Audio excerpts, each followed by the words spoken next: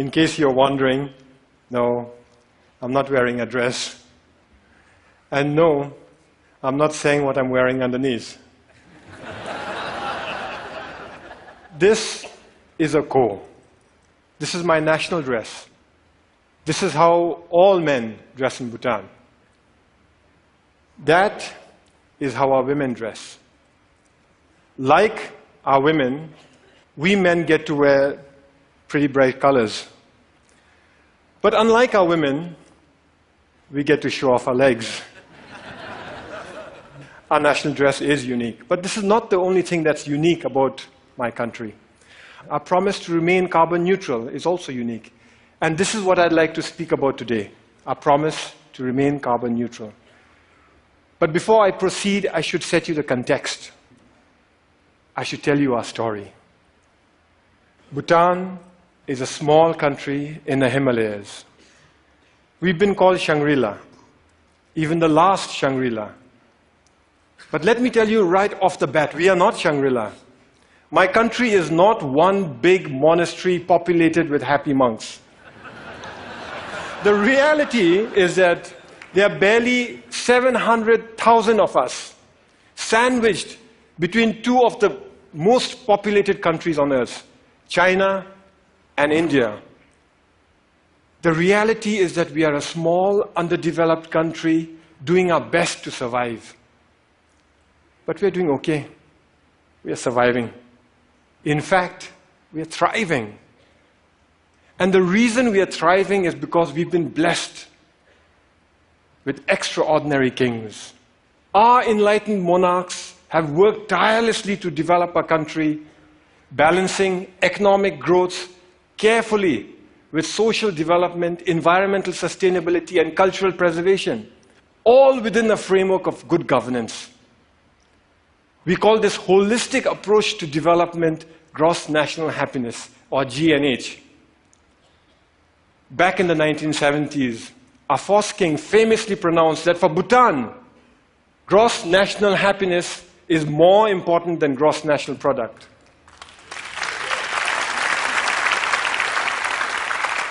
Ever since, all development in Bhutan is driven by GNH, a pioneering vision that aims to improve the happiness and well-being of our people.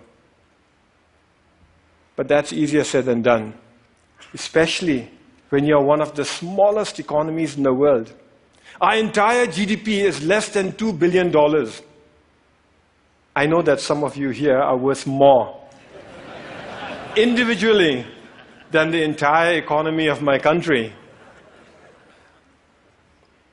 So our economy is small. But here's where it gets interesting. Education is completely free. All citizens are guaranteed free school education, and those that work hard are given free college education. Healthcare is also completely free. Medical consultation, medical treatment, medicines, they're all provided by the state. We manage this because we use our limited resources very carefully, and because we stay faithful to the core mission of GNH, which is development with values. Our economy is small, and we must strengthen it. Economic growth is important. But that economic growth must not come from undermining our unique culture or our pristine environment. Today, our culture is flourishing. We continue to celebrate our art and architecture, food and festivals, monks and monasteries. And yes, we celebrate our national dress too. This is why I can wear my ko with pride. Here's a fun fact. You're looking at the world's biggest pocket. It starts here, goes round the back, and comes out from inside here. In this pocket, we store all manner of personal goods, from phones and wallets to iPads, office files, and books. But sometimes, sometimes, even precious cargo. So our culture is flourishing, but so is our environment. 72% of my country is under forest cover. Our constitution demands that a minimum of 60% of Bhutan's total land shall remain under forest cover for all time.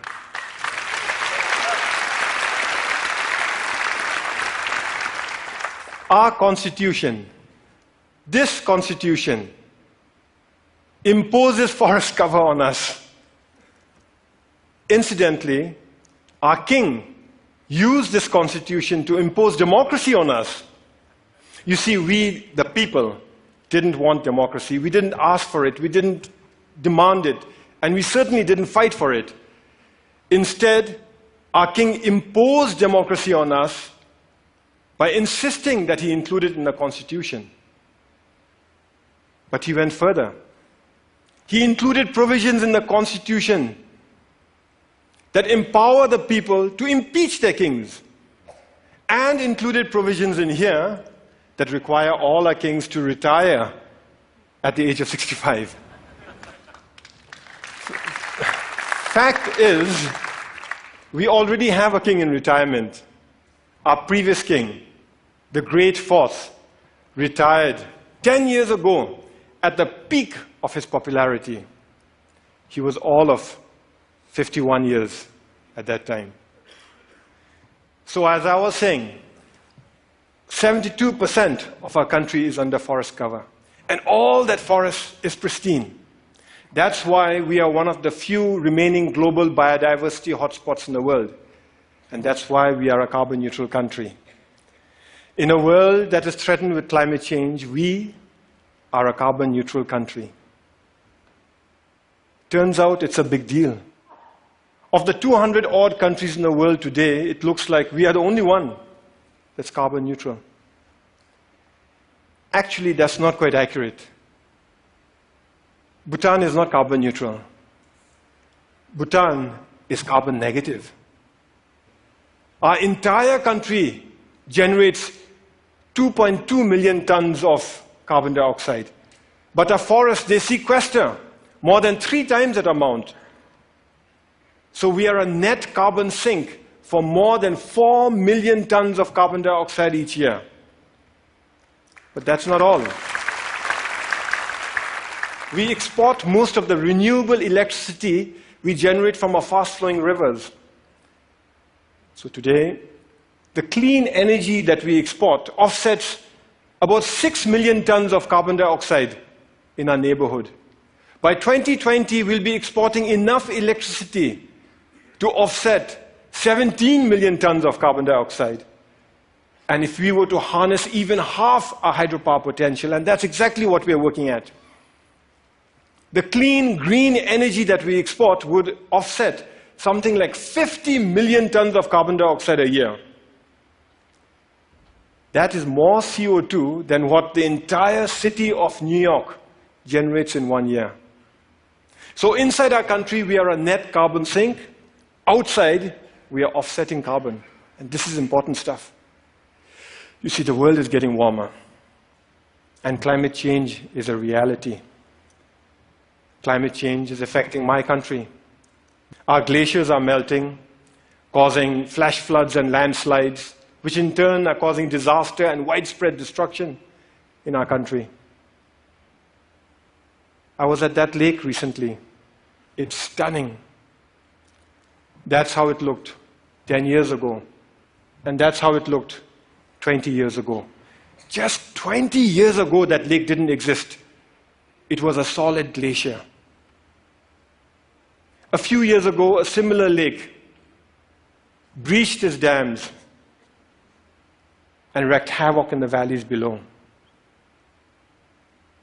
That destruction was caused by one glacial lake. We have 2,700 of them to contend with. The point is this: my country and my people have done nothing to contribute to global warming. But we are already bearing the brunt of its consequences.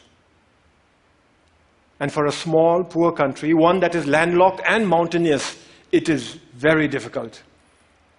But we are not going to sit on our hands doing nothing. We will fight climate change.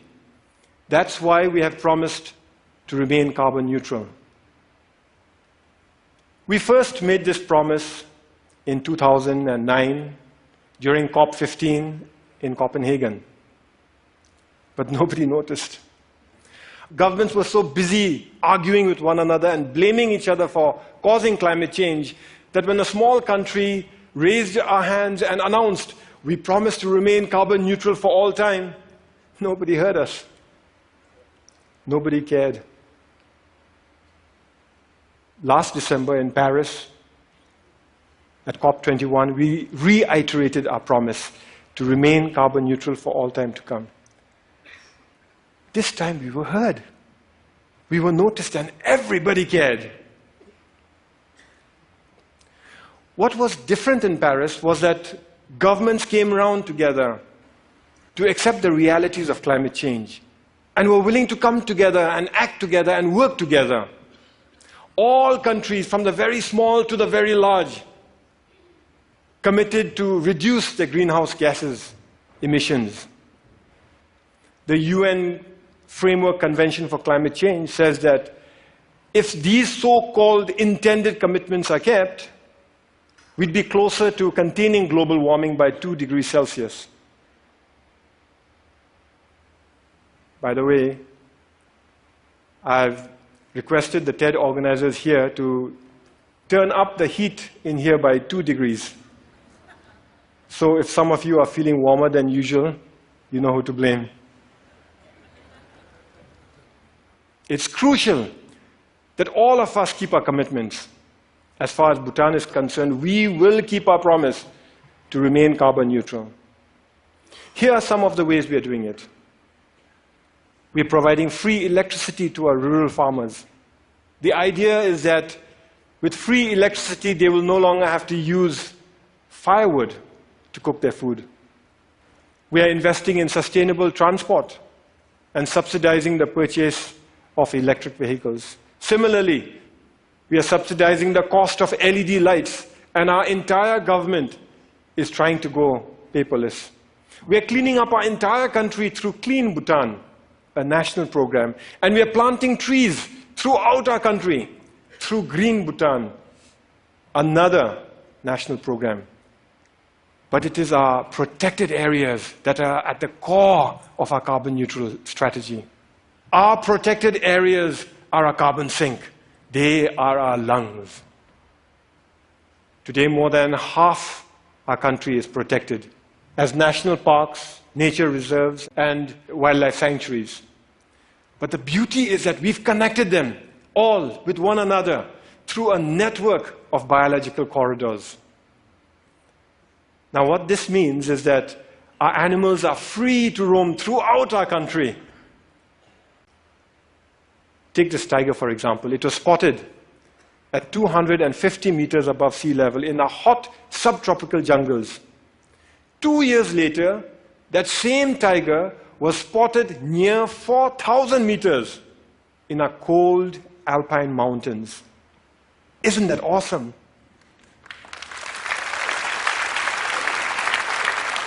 We must keep it that way. We must keep our parks awesome. So every year we set aside resources to prevent poaching, hunting, mining, and pollution in our parks, and resources to help communities who live in those parks manage their forests, adapt to climate change, and lead better lives while continuing to live in harmony with Mother Nature. But that is expensive. Over the next few years, our small economy won't have the resources to cover all the costs that are required to protect our environment. In fact, when we run the numbers, it looks like it'll take us at least 15 years before we can fully finance all our conservation efforts. But neither Bhutan nor the world can afford to spend 15 years going backwards. This is why His Majesty the King started Bhutan for Life. Bhutan for Life gives us the time we need. It gives us breathing room. It is essentially a funding mechanism to look after our parks to protect our parks till our government can take over on our own fully. The idea is to raise a transition fund from individual donors, corporations, and institutions. But the deal is closed only after predetermined conditions are met and all funds committed. So multi-party, single closing, an idea we borrowed from Wall Street.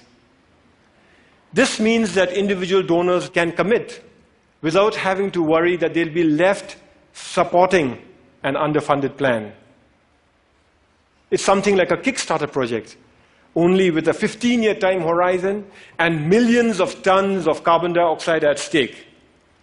Once the deal is closed, we use the transition fund to protect our parks, giving our government time to increase our own funding gradually till the end of the 15-year period. After that, our government guarantees full funding forever. We're almost there. We expect to close later this year. Naturally, I'm pretty excited.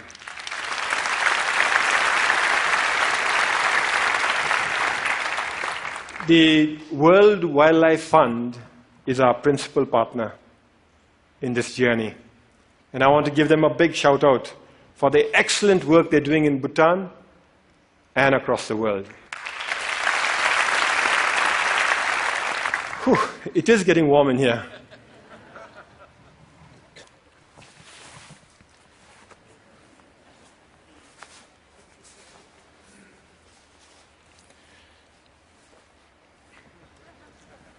I thank you for listening to our story. A story of how we are keeping our promise to remain carbon neutral. A story of how we are keeping our country pristine for ourselves, our children, for your children, and for the world. But we are not here to tell stories, are we? We are here to dream together. So in closing, I'd like to share one more dream that I have. What if we could mobilize our leadership and our resources, our influence and our passion to replicate the Bhutan for Life idea to other countries so that they too can conserve their protected areas for all time? After all, there are many other countries who face the same issues that we face. They too have natural resources that can help win the world's fight for sustainability. Only they may not have the ability to invest in them now. So what if we set up Earth for Life, a global fund, to kickstart the Bhutan for Life throughout the world? I invite you to help me to carry this dream beyond the borders to all those who care about our planet's future. After all, we're here to dream together, to work together, to fight climate change together, to protect our planet together. Because the reality is, we are in it together. Some of us might dress differently, but we are in it together. Thank you very much. And Thank you. Thank you. Thank you. Thank you.